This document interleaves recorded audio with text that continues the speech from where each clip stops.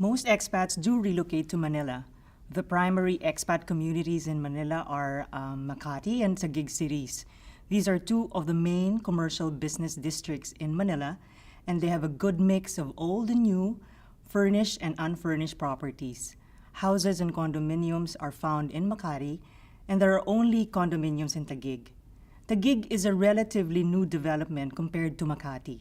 While Makati has for many years been the preferred location for expats, and Taguig, in the recent past, Pasig, Muntinlupa, and Quezon cities also offer houses and condominiums that are at par with these primary locations.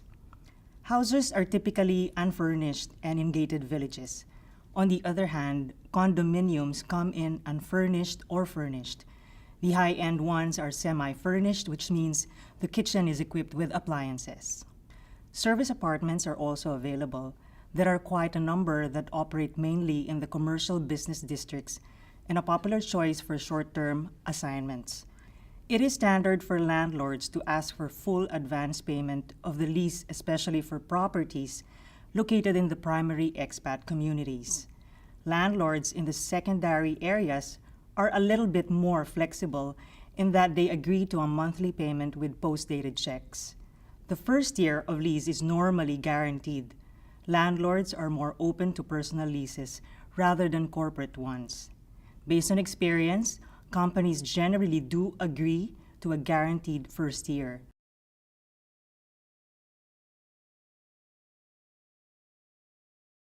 The International School and the British School are both in the central area, while Brent is in the province of Laguna.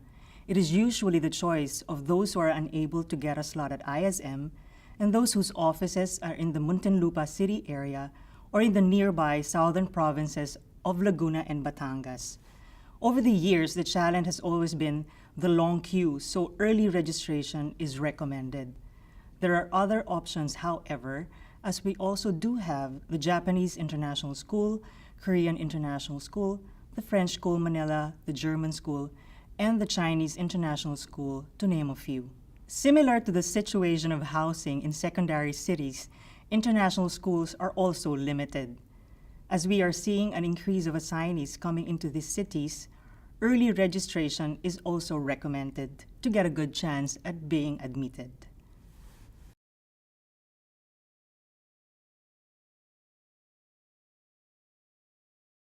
Power outages usually happen during the rainy season. Condos generally have generator sets. Houses are not fitted with it. Some condos have 100% backup, others just have 30%. Only 5-star hotels and the high-end condominiums for second-tier cities have power backups. Some individuals choose to install their own genset to alleviate the inconvenience of the power outages. This varies whether you're in the city or out in the provinces. Access to electricity does have a direct effect on the access to the internet and staying connected for business and personal purposes. In some locations, satellite or wireless is provided via the mobile network.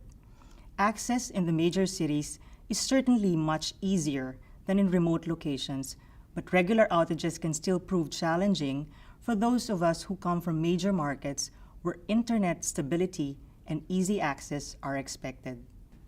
There are a lot of transportation options to get around Manila.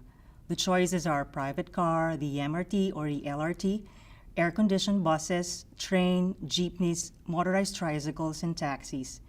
Taking the MRT, LRT, train, motorized tricycles, and jeepneys are not advisable though. Terminals are usually crowded, which is a security concern, especially for new transferees. Metered taxis are recommended. Leasing a vehicle with or without a driver is also an option. Many companies may prefer a driver as this eases the transferee's ability to easily get around the city, reduces the challenge of finding nearby parking, and adds a level of convenience and security. Heavy traffic is expected during rush hours in the main thoroughfares, as well as within commercial business districts, typically the same areas where expats live. Some areas of the city are prone to flooding during the rainy season, and this too can affect the traffic congestions. Knowing the route and alternative routes to and from the transferees' favorite locations is useful and should be part of any good settling-in program. Buses, not necessarily air-conditioned, jeepneys and taxis are the means of transportation in secondary cities. Leasing a vehicle is also an option. Although traffic may be experienced, it is not as heavy as in the Metro Manila area. Most companies do provide a car and a driver for mid to senior level executives. Others are just given a transportation allowance. A look-see and pre-assignment visit is a must. It is always good to have enough information on what is locally available, especially for housing and schooling, before making a decision. A cross-cultural orientation is also helpful, as it will provide information about living and working with the locals. Often considered an easy location with the ease of using English in and around the Philippines, it is recommended to understand the cultural nuances to help in the overall communication with Filipinos. We do recommend taking precautionary vaccinations before relocating for typhoid, cholera, polio, hepatitis B, and tuberculosis. Also, a general overview of personal safety in the Philippines is worthwhile.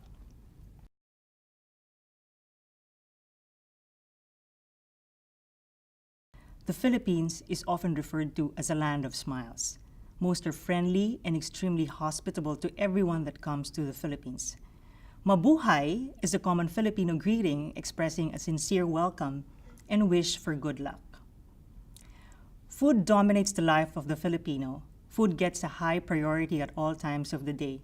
One of the highlights of living in Manila is having an endless choice of fantastic restaurants that are truly affordable.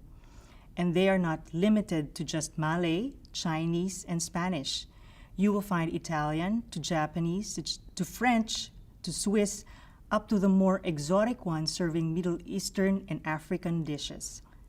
During a transferees assignment, some of the must-go-to places are Baguio, called the summer capital of the Philippines, the Banaue Rice Terraces, dubbed the eighth wonder of the world, Sagada, with its hanging casket cemeteries and rice terraces as well. And Batanes, located at the most northern part of the Philippines, has houses of stone and has very low population base, approximately 20,000 only. Magugustuhan mo ang Pilipinas. You are going to love the Philippines.